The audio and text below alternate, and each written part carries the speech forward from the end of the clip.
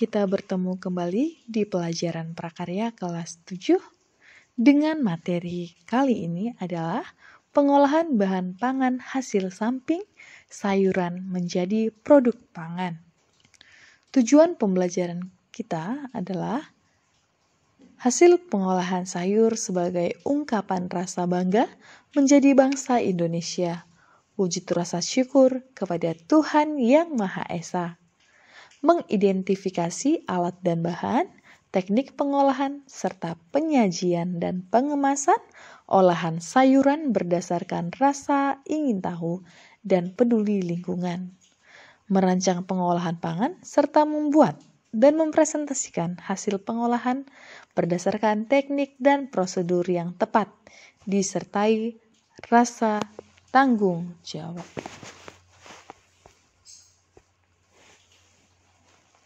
Pemanfaatan hasil samping sayur. Selain buah, sayur merupakan bahan pangan yang penting pada daftar menu makanan sehari-hari.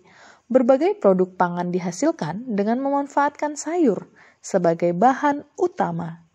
Bahan pangan hasil samping sayur merupakan hasil olahan bagian sayur yang tidak dikonsumsi.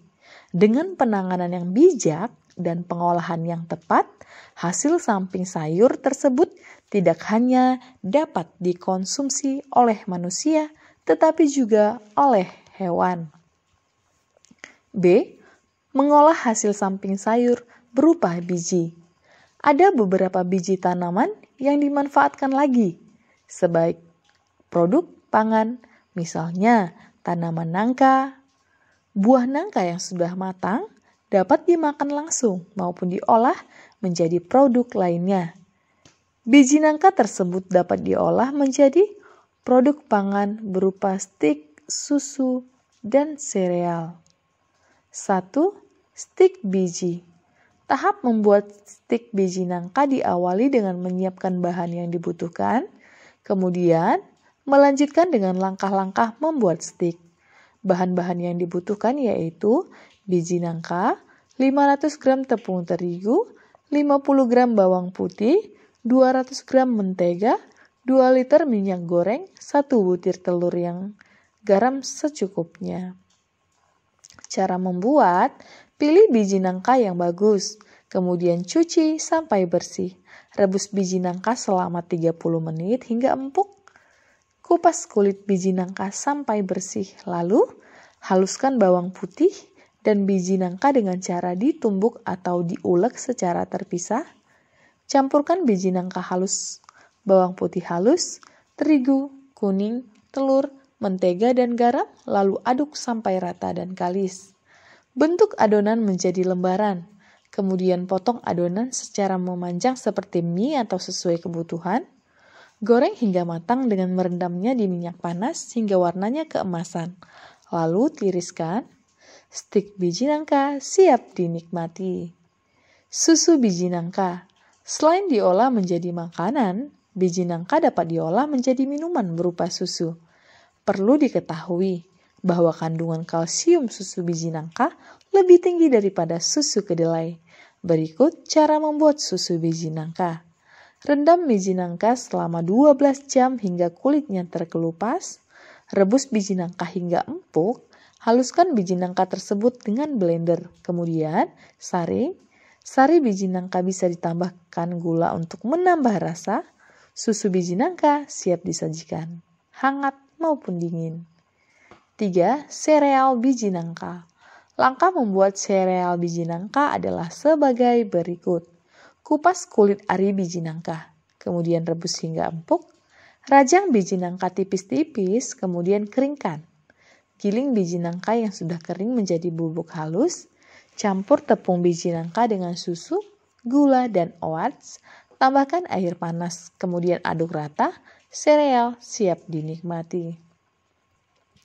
Mengolah hasil samping sayur berupa kulit. 1. Kulit kentang. Kulit kentang memiliki kandungan nutrisi yang cukup tinggi dan bermanfaat bagi kesehatan. Zat dalam kulit kentang ini berfungsi dalam kerja kardiovaskular, pencernaan, kekebalan tubuh, dan sebagai antioksidan.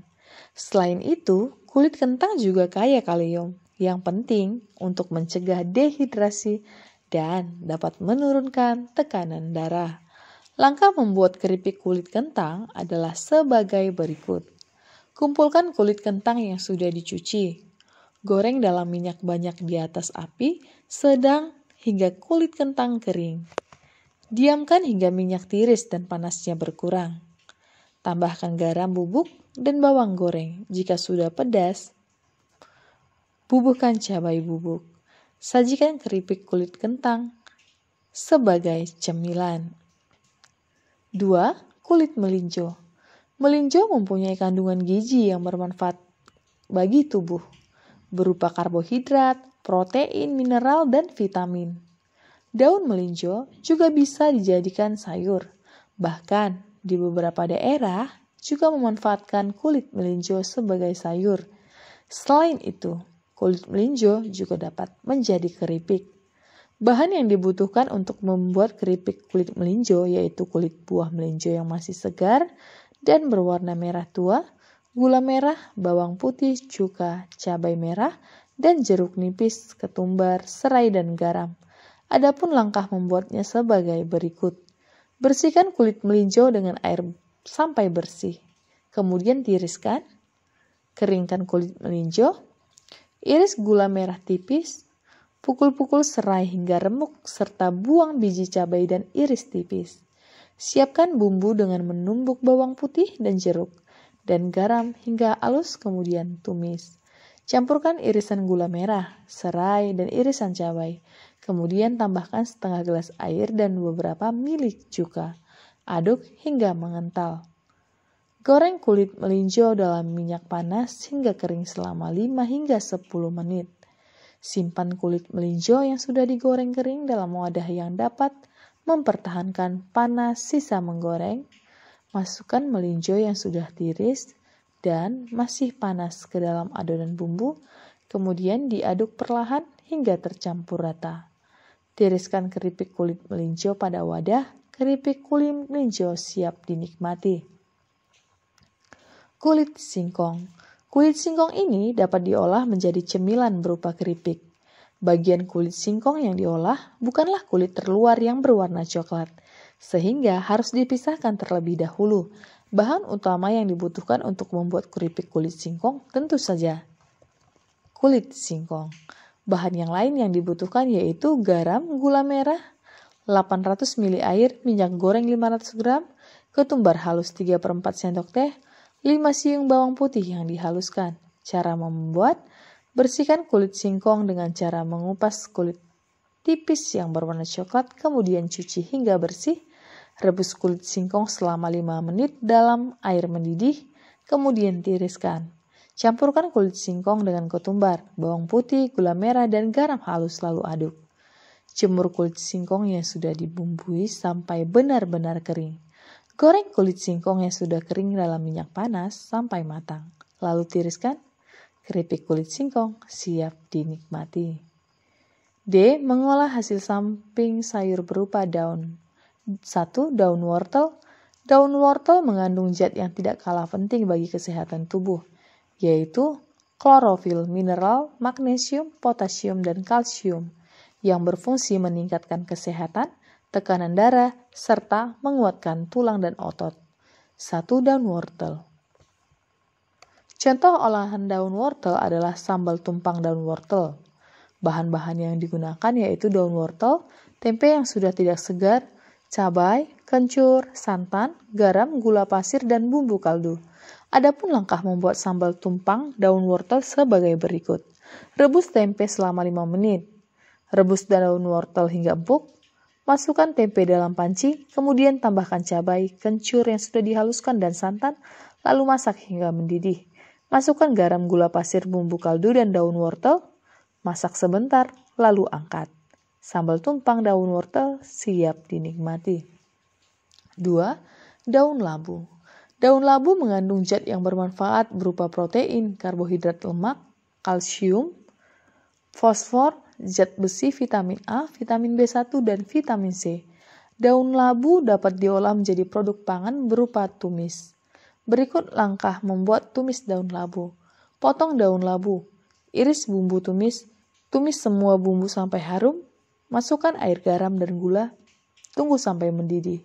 Masukkan daun kaldu, aduk-aduk sebentar sampai tercampur rata dengan air, lalu matikan api. Tumis daun labu, siap dihidangkan.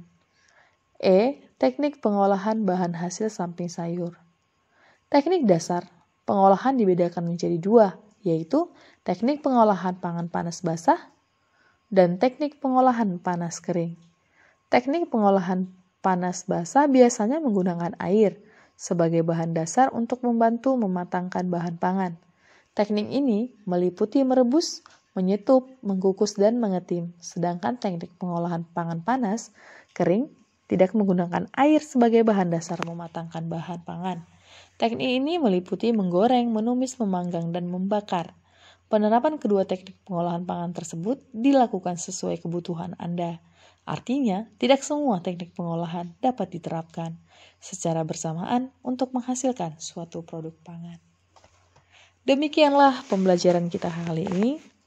Terima kasih karena sudah belajar bersama sahabat prakarya. Jangan lupa tekan tombol di bawah ini, like, subscribe, komen, dan share.